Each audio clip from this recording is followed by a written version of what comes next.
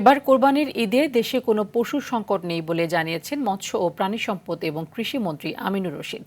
দুপুরে জাহাঙ্গীরনগর বিশ্ববিদ্যালয়ের লেকে পোনা মাছ অবমুক্তকরণ কর্মসূচি উদ্বোধন শেষে সাংবাদিকদের তিনি কথা বলেন। এ সময় তিনি আরও বলেন, দেশে যেন ভারত থেকে চোরাই পথে গরু আসতে না পারে সেজন্য সরকার যথেষ্ট সজাগ আছে। পরে বাংলাদেশ প্রাণী সম্পদ গবেষণা ইনস্টিটিউটে বৃক্ষরোপণ ও কর্মকর্তাদের সাথে মতবিনিময় সভা করেন মন্ত্রী। ঢাকা ১৯ আসনের সংসদ সদস্য ডাক্তার দেওয়ান সালাউদ্দিন বাবু সহ অন্যরা এ সময় উপস্থিত ছিলেন।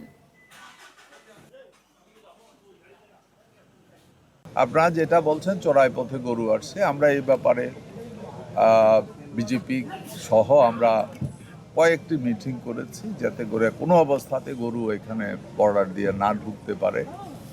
কারণ আমরা কোরবানির গরু নয়, আমরা এই মুহূর্তে মাংস স্বয়ংসম্পূর্ণ।